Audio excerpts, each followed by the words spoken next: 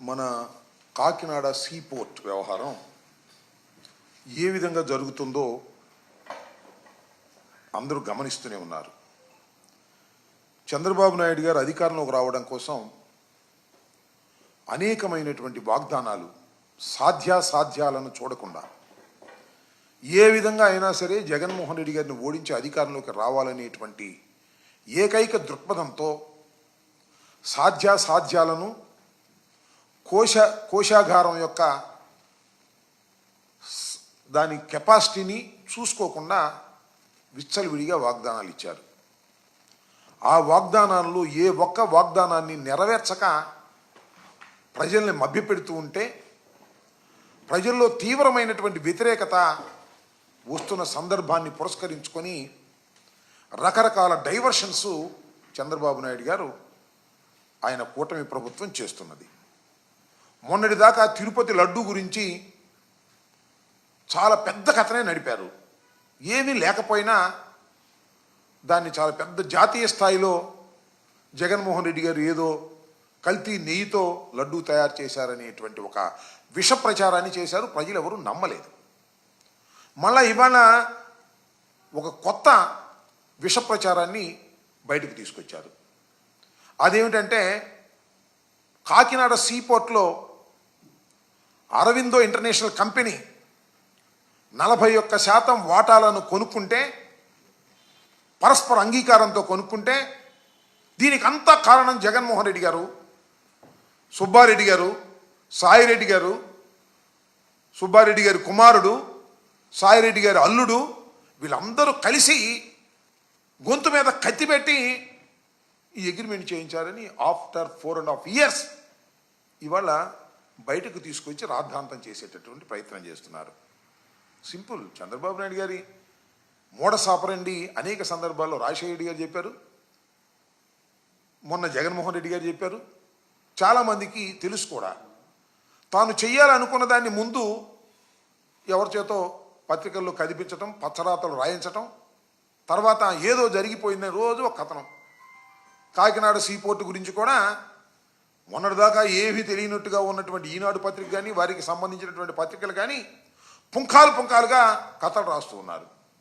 ఇవాళ కూడా ఫ్రంట్ పేజీలో, ఈనాడు ఫ్రంట్ పేజీలో లెక్కలేసి కొట్టేశారు. మామూలు కాదు, లెక్కలేసి కొట్టేశారంట. కాకినాడ పోర్టు సెజ్లో వాటాలు గుంజుకున్న కేసులో ఆ ఆడిటింగ్ కంపెనీ విజయసాయిరెడ్డికి నామినీ అంట. ఈ auditing company PK Sridhar and సంతానం LNP. ఇది సాయిరెడ్డి గారికి బినామీగా ఉందంట, ఆయన నామినీగా ఉందంట. నాకు అర్థం కాల. ఏదైనా నామినీలు ఉంటే బ్యాంక్ అకౌంట్లకు నామినీలు ఉంటారు, ఆస్తులకు నామినీలు ఉంటారు, కానీ ఈ చార్టర్డ్ అకౌంటెంట్స్కి కూడా నామినీలు ఉంటారనేది కొత్తగా చెప్తున్నారు ఈనాడులో.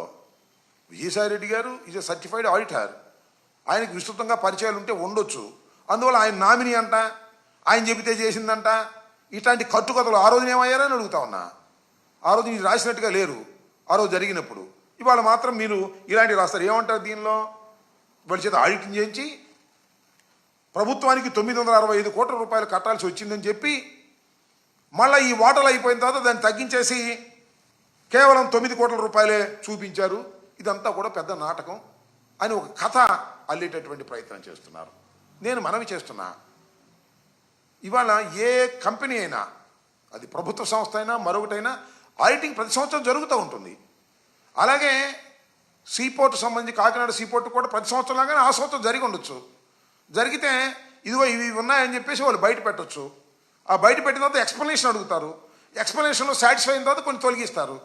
ఇన్కమ్ ట్యాక్స్ వాళ్ళు మాకు నోటీస్ ఇస్తారు అనుకోండి, కాసేపు మీరు 50 లక్షలు కట్టాలని.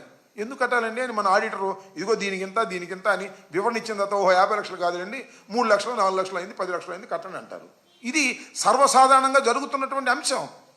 ఇది ఈనాడు కూడా తెలుసు. కానీ ఈనాడు విష ప్రచారం చంద్రబాబు నాయుడు గారు చెప్పడం కొంప కొల్లేరైపోయింది. మొత్తం కేవీ రావు గారి మీద గొంతు కత్తి పెట్టేసి మొత్తం లాగేసుకున్నారు, దోపిడీ చేసేశారు అని చెప్పి ప్రజలను నమ్మించాలని. అసలు లాజిక్గా నిలబడదా? అసలు చట్టానికి నిలబడదా? ప్రజలు నమ్ముతారా నమ్మరా? ఇవన్నీ అనవసరం.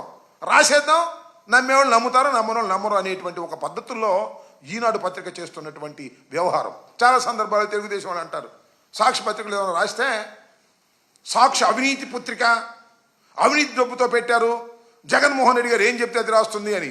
ఇవాళ మీదేం పత్రిక అంటున్నా? ఈనాడు. ఈనాడులో పత్రికలో రాస్తున్నటువంటి రాతల గురించి కాదు, అసలు ఈనాడు పుట్టకేంటని అడుగుతా ఉన్నా. ఈనాడు అనేదే మోసపూరితమైన పత్రికగా పుట్టింది. ఇవాళ నేను మనవి చేస్తున్నా, ఇవాళ రామోజీ ఫిలిం సిటీలో కానీ, లేదా చిట్ ఫండ్స్ కానీ, మార్గదర్శి చిట్ ఫండ్స్ కానీ, మార్గదర్శి ఫైనాన్సర్స్, ఇవాళ నేను మనవి చేస్తున్నా, ఇవాళ హైదరాబాద్ హైకోర్టులో మార్గదర్శి ఫైనాన్స్ కథ నడుస్తూ ఉంది.